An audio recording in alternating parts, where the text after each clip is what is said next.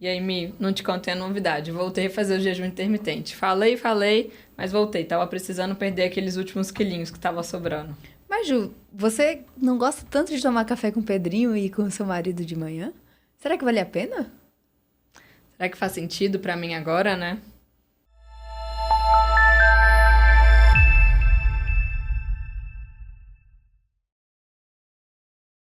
Bem-vindos e bem-vindos ao podcast Mais Saúde, por favor, construindo bons anos com muita qualidade. Aqui, nós vamos construir juntos uma estrada mais segura para a viagem da vida. Para isso, traremos informações de qualidade, motivação semanal e dicas de saúde. Eu sou Michele. Eu sou Juliana. Nós somos médicas. E hoje, Mi, o que nós vamos falar? Ju, hoje nosso tema é polêmico. É jejum. Tem gente que gosta, tem gente que não gosta, tem opiniões diversas, tem pessoas que advogam totalmente contra, tem pessoas que levam a ferro e fogo e falam que é a melhor estratégia. Então a gente trouxe esse tema hoje porque a Ju é uma grande estudiosa do jejum, é um assunto que ela gosta muito desde a época da residência, né, Ju? Sim. Ela vem estudando esse assunto e a gente fez um compilado de perguntas dos nossos ouvintes sobre o jejum intermitente. Para começar, a gente queria saber a definição de jejum. O que é jejum, Ju? Na verdade, jejum, né? Jejum é passar um tempo sem comer. E essa definição, quando que as pessoas começaram de fato a estudar o jejum como uma estratégia alimentar? Lá na época, quando eles começaram a perceber que os muçulmanos, né, que jejuam, o Ramadã, esse período do tempo que eles ficam em jejum, eles começaram a perceber melhora no perfil do colesterol, melhora no controle do diabetes e perda de peso. Então foi aí que os grandes pesquisadores começaram a ir mais a fundo. Mas assim, o jejum data de 5 a 10 mil anos atrás, já existia essa estratégia. O jejum está muito linkado aí a questões religiosas, né? Sim. Então o jejum está presente na Bíblia, no Alcorão, em todas as religiões. Basicamente tem um período de jejum e ultimamente ele tem sido usado como estratégia dietética e também estratégia, às vezes, para tratamento de algumas doenças. Tem pessoas que advogam, né? Benefícios metabólicos, enfim, muitas coisas. Por que o jejum, Ju, ele traz tantos benefícios como essas pessoas comentam? Tá. Bom, então a gente tem basicamente dois grandes benefícios com o jejum, né? Do benefício metabólico, que quando nós ficamos em jejum, nós melhoramos a resistência insulínica, vamos diminuir os níveis desse hormônio, e isso vai nos ajudar tanto a perder peso, melhorar controle de diabetes, melhorar controle de pressão, retenção de líquidos, tá? Então, isso é um grande benefício do jejum. Mas a grande questão é, você consegue esse benefício metabólico com as dietas, outras dietas convencionais, com outras estratégias, desde que você tenha o quê? Déficit calórico, ou seja, desde que você coma menos do que você gasta. Exato, né? Eu acho que é interessante também falar que o déficit calórico é uma das estratégias que vai levar a pessoa a perder peso, né? Sim. Que é uma das coisas que fazem com que as pessoas busquem o jejum. E o déficit calórico também é um dos hallmarks of aging, não é, Ju? A gente tem que consumir as marcas do envelhecimento. Então, o que faz a gente envelhecer melhor é déficit calórico também, não muito, obviamente, para não entrar em estado de desnutrição, mas um déficit calórico aí de 20%, 30%, 15% da ingesta total de calorias diária. E o jejum traz esse benefício também, não é? Então, esse benefício metabólico do jejum, ele é muito bom. Né? Se você conseguir fazer isso com outras dietas e para você o jejum não faz sentido, ótimo, você também vai ter esse benefício, tá, pessoal? Então, o jejum, ele não é o único que traz esse benefício. E o segundo ponto é o impacto celular. Isso aqui é muito interessante. Por quê? Quando nós jejuamos, quando ficamos um tempo sem comer, o nosso corpo ele vai direcionar, as células do nosso corpo vão ser direcionadas para fazer um detox, para fazer uma limpeza interna, que é o chamado de autofagia. Essa palavra está aí na boca de vários profissionais que advogam sobre longevidade, tudo que a gente precisa estimular a autofagia, que é a destruição pelo nosso próprio corpo das células ruins. Isso que nos vai fazer envelhecermos melhor. Basicamente é um mecanismo que existe no nosso corpo para trocar por miúdos, assim, de reparo, né? Sim. A gente tem divisões celulares, né? A gente vai envelhecendo, as nossas células se multiplicam, só que em determinado ponto, às vezes as células se multiplicam e alguma sai errada, tem um errinho. Sim. E aí, então, o nosso corpo, ele vai lá e ele limpeza. faz a limpeza dessa célula que foi multiplicada de uma forma errada. Não é que ele tá comendo a si mesmo, né? Sim, que é o conceito de autofagia. ruins. Então, ele tá limpando esses processos de divisões celulares, esses processos metabólicos que vão acontecendo ao longo da vida. Sim. E aí, isso vai fazendo uma limpeza no nosso corpo, Sim. né? E o jejum, ele pode induzir isso. Ele induz a autofagia, porque é como se, poxa, eu não tenho nutriente, então vou aqui limpar a casa, né? Só que para você conseguir isso com o jejum, você precisa de pelo menos 24 a 48 horas. Então, as pessoas que advogam o jejum como única estratégia para autofagia, elas precisam lembrar que eu tenho que ter 1 a 2 dias para conseguir esse benefício, tá? E uma coisa interessante, Mi, é que o jejum não é a única forma de gerar autofagia, tá? Hoje em dia a gente sabe que o exercício físico de endurance, que é aquela modalidade que você fica um tempo prolongado, então os triatletas, maratonistas e ciclismo principalmente, a gente consegue induzir autofagia. Legal. Tá? Então, tem também, né, Ju, aquelas teorias de que as doenças neurodegenerativas, Alzheimer, Parkinson, estão relacionadas, com uma autofagia ruim. Então, poxa, será que se eu fizer jejum, eu vou fazer um detox interno mais importante? Posso até ser um mecanismo de neuroproteção, né? Vai prevenir? Então, é basicamente isso, pessoal. Os dois grandes benefícios é esse benefício metabólico e o impacto celular. Mas, como eu trouxe aqui para vocês, o jejum intermitente não é a única forma de trazer esses dois benefícios, tá? É apenas uma estratégia. Bom, Ju, então a gente já viu que o jejum traz esses dois benefícios importantes e que ele não é a única estratégia. E agora eu vou ler para você algumas perguntas que os nossos ouvintes fizeram e eu gostaria que você respondesse, tá bom? Tá, vamos lá. Vamos lá, o Gustavo Denfeld te perguntou quanto tempo eu devo ficar em jejum e qual a periodicidade semanal? Bom, essa é clássica. Gustavo, o que acontece? Os protocolos variam muito. Nós temos basicamente 3 protocolos. O primeiro protocolo que eu vou falar aqui é o Lean Gain. Esse protocolo, ele foi desenvolvido para você fazer 16 horas de jejum e comer numa janela de 8 horas. Então, por exemplo, se você janta 8 horas da noite, você pula o seu café da manhã e só vai almoçar aí lá para meio-dia, 1 hora. E aí você ficou 16 horas sem comer. Então, esse é um tipo de protocolo. Um outro protocolo que nós temos é o protocolo do guerreiro, Warrior Protocols, que é o protocolo de ficar 20 horas sem comer. Então, você fica 20 horas sem comer e vai comer numa janela de tempo só de 4 horas. Então, você determina ali que de meio-dia a 4 você vai comer e no restante do dia não. Então, essa também é uma estratégia de tempo.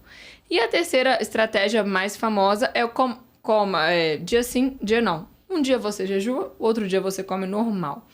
Todas essas estratégias podem ter os mesmos benefícios, tá? Lembrando que quando a gente fala daquela questão da limpeza interna, eu preciso de pelo menos um dia inteiro sem comer. Mas são formas. Então, não existe uma coisa, quanto tempo de fato eu preciso? Isso é muito individual, né, Mi? Eu falo que pode começar com 12 horas. 12 horas é um bom tempo. E se você quer fazer, vá progredindo até 16. Eu acho 16 horas super fazível para a maioria das pessoas, super aplicável. E na periodicidade, o que a gente sabe que é interessante são pelo menos 2 vezes por semana. Uhum. Então, se você conseguir fazer de 2 a 3 vezes por semana, é legal. Tá? Então, temos esses 3 protocolos e a periodicidade aí vai depender da sua rotina também. Tudo bem, Gustavo? Legal, Ju. Eu até cheguei a dar uma olhada que tem pessoas que fazem protocolos 5 dias, fica 2 dias sem comer. Tem protocolos de todos os tipos, né? Mas o importante é você seguir com um profissional, porque... Sim. É como se você fosse correr uma maratona. Você vai precisar de alguém para te ajudar, né? Não adianta você simplesmente ficar sem comer de um dia para o outro e falar assim, não, hoje eu vou jejuar. Não adianta. Você vai poder ter efeitos colaterais. Se você tá desnutrido, né? Vai piorar sua desnutrição. Pode ter síndrome de realimentação depois. Sim. Uma série de questões graves até. Então, você tem que fazer isso seguindo junto com o profissional. Boa, Ju. Tem outra pergunta aqui. O Rodrigo Amaral perguntou: o que comer no desjejum e na última refeição? Bom, essa é muito bom. Rodrigo, então, a grande questão, no desjejum é importante que você coma comida de verdade, principalmente com muita proteína e gordura boa, tá? Aquilo que vai te dar ali saciedade, que tenha bastante fibra para que todo esse carboidrato ele seja absorvido de uma forma mais lenta e você consiga recuperar suas energias. Não adianta nada quebrar o jejum comendo McDonald's. Exato, né? O que você come fora do jejum Sim. é o que vai te alimentar, né? É a sua fonte de energética. A fonte de nutrientes, a fonte energética. Então, eu preciso de uma refeição completa pós-jejum. Vai depender muito da hora do dia, né? Que eu for comer, mas lembrar disso, de ter sempre proteínas, carboidratos ricos em fibras e gordura boa. A gente já falou no nosso episódio, né? Comer pra ser feliz, sem surtar, que a gente comentou aí dos alimentos, da preferência pelos alimentos naturais, né, Ju? Então, sim. Quem não ouviu, dá uma conferida lá no nosso episódio, que tá bem interessante, é bem legal. Pra explicar um pouquinho dessa parte. Então, e a última refeição do dia, isso é legal, aquilo que a gente falou também no episódio, comer pra ser feliz. Mais proteína. Eu preciso de comer mais proteína porque a proteína vai me dar saciedade. Então, se eu vou ficar muito tempo em jejum, é melhor que eu faça uma refeição reforçada, rica em proteína para me dar saciedade e evite muito carboidrato simples. Então, às vezes comer só batata, ou às vezes comer uma pizza, ou às vezes comer um macarrão, que são carboidratos simples e não vão te dar, né, sustento aí por muito tempo. E pode dar um pico de insulina, né? E depois uma hipoglicemia rebote. Sim, e vai te dar mais fome. E dá mais fome, né? Então a proteína, ela segura essa coisa. A proteína e a fibra. Então, lembrar dessa dica. Proteína e fibra com gordura boa, tanto na última refeição, quanto no pós-jejum. No pós-jejum. A Carla França perguntou, Ju, o que pode ser ingerido no jejum? Essa pergunta parece que não faz sentido, mas faz, né? Mas faz. Não precisa ficar sem tomar água, nada disso. Você pode tomar água, pode tomar café, desde que seja sem açúcar, né? E sem adoçante. E pode tomar chás, desde que não tenham adicionais nele. Porque às vezes a pessoa fala, eu tomo café com leite. Então, o leite acaba quebrando o jejum. Exato. Tá? Então, eu preciso de, basicamente, água, café e chás que não tenham açúcar ou adoçante. Você pode consumir no seu período de jejum e até é importante você fazer essa hidratação. Legal, Ju. É sempre importante a gente hidratar, né? Se manter hidratado para evitar efeitos colaterais também. Então, Ju, a próxima pergunta é do Arthur Barbosa. Tá. Ele perguntou assim: posso fazer exercício em jejum? E para o ganho de massa muscular, interfere? Bom, essa pergunta é polêmica, né, Mi? Porque o que a gente sabe hoje é que pode fazer exercício em jejum, não tem nenhum problema. Tem até o famoso AEG, que é o aeróbico em jejum, tá?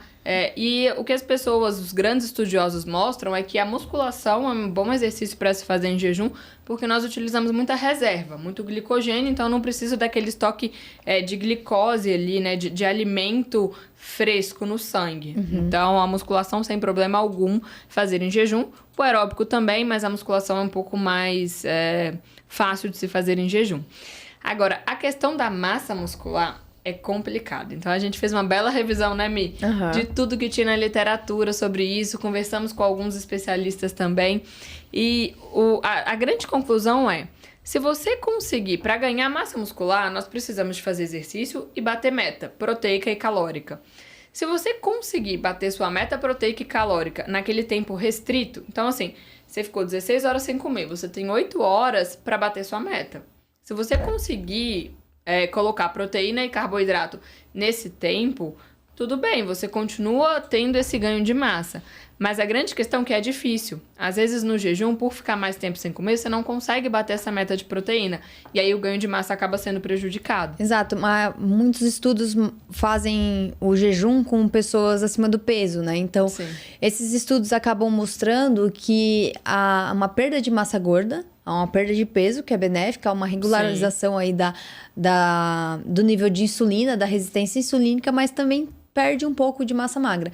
Mas esses estudos não foram feitos para avaliar populações dentro de um peso e para avaliar ganho de massa muscular. Sim, eles foram basicamente estudos falhos também, né, para avaliar essa parte. A metodologia não foi adequada, então a gente não tem uma resposta específica para isso. Sim. Desde que a gente bata a meta proteica e a calórica ao longo do período da janela de intervalo que está se alimentando, pode ser que mantenha os benefícios, sim, de ganho de massa muscular. E tem até alguns especialistas que advogam melhora do ganho de massa em jejum, né, Mi? Tem aquele contrassenso ali que eles falam. Como você passou muito tempo em catabolismo, que é você consumindo ali todas as suas energias, quando você faz o exercício em jejum, e come depois, é como se você tivesse um shift no seu corpo, né? Ele estava sem nenhum nutriente e agora ele tem muito e você fez exercício. Então eu vou fazer um anabolismo aumentado, é como se fosse um rebote. Anabolismo é a construção, tá, gente? Para quem não é da área, essa é a construção de massa muscular. Então eu vou fazer um anabolismo mais acentuado. Então tem essa ideia também. Mas é aquilo que a me falou, não tem nada muito certo de, a gente pode bater na tecla que é melhor ou que não, mas o que nós sabemos é isso, desde que você consiga bater sua meta proteica e calórica, pode ser uma boa estratégia. Ótimo, Ju. Temos mais 2 perguntas. Vamos a próxima é da Beatriz Martins Ferreira, e ela perguntou, meu marido sente-se mais disposto quando faz jejum, isso faz sentido? Boa, Beatriz. Isso faz muito sentido. Algumas pessoas até falam isso, que rendem mais quando estão em jejum. E eu vou contar um caso meu. Quando eu estava na residência ainda, trabalhava num hospital e eu tinha que avaliar 15 pacientes geriátricos, né? Todos acima de 80 anos. E eu ia em jejum, porque eu achava que eu rendia mais. E aí eu conseguia fazer as coisas fluírem e ao longo da manhã de uma forma muito mais rápida do que quando eu comia. E por que isso acontece, Bia? Por que o seu marido pode estar se sentindo mais disposto? Porque quando nós jejuamos, o nosso corpo ele libera catecolaminas, né, que é a adrenalina, que é o hormônio do estresse, né, o hormônio aí de estar sempre ativo, da inflamação e tudo. Então, a pessoa ela fica mais ativa. E tem uma outra questão também, além do químico, não é só químico. Quando você está em jejum, você sabe que você vai ter que ficar até uma certa hora sem comer. Então você acaba desviando essa atenção da comida para focar em outras coisas e não sentir fome, vamos dizer assim. Interessante ponto de vista, né? Esse ponto de vista é muito legal, porque não é só químico. Às vezes você fala assim, poxa, eu só vou comer 1h da tarde, então eu tenho que fazer valer aqui. É psicológico. É psicológico. Né? Então tem essa questão também, tanto químico quanto psicológico, faz sentido, tá? E só lembrando que quando a gente jejua, o nosso foco não tá em digerir alimento, tá em outras coisas. Então a gente consegue hiperfocar em outras coisas, até por isso que em algumas religiões eles usam esse tempo de jejum para melhorar as reflexões, né? No judaísmo a gente tem muito isso também. Legal. Bem interessante esse ponto, né, Ju? E a última pergunta é da Patrícia Furquim. Ela questiona, não acho que idosos deveriam fazer. Pode dar falta de energia, não?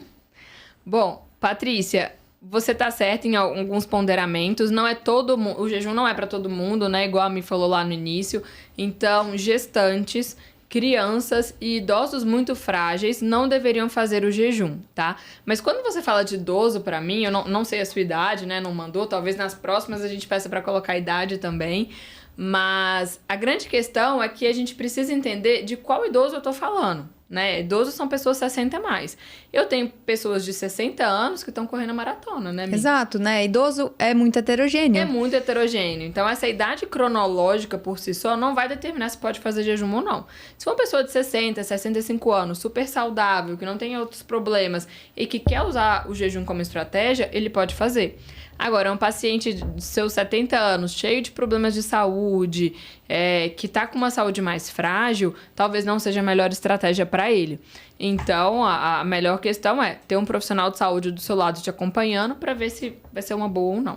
O idoso é sempre muito difícil da gente avaliar, porque assim como existe idoso super robusto, que corre maratona, tem uma massa muscular super boa, tem idosos que não têm massa muscular, que tem uma fragilidade, que já tem multicomorbidades, né, muitas doenças, então cada um tem que ser avaliado individualmente. Não dá pra gente traçar uma estratégia única para uma população tão variada, não é, Ju? Tão variada. Então, não tem nenhuma contraindicação, viu, Patrícia? Só para fechar, dos idosos que não têm problema de saúde, que são funcionais, que são ativos, mas para aqueles que já estão mais debilitados, talvez não seja a melhor estratégia. Boa, Ju.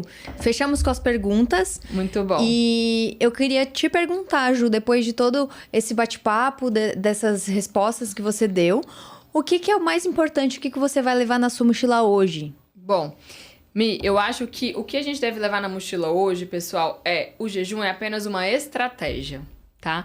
Ele não é milagre, ele não é o salvador da pátria. E se ele te ajuda a fazer déficit calórico, ou seja, a comer menos, e faz sentido pra você no seu momento de vida, faça. é uma boa, ele tem benefício.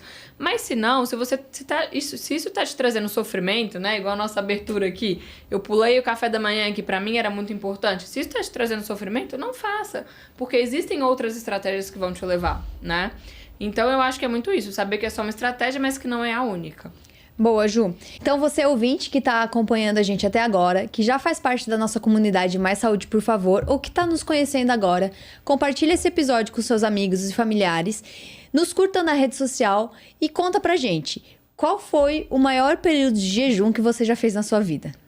Muito bom, pessoal. Nos vemos na próxima semana e até já. Até já.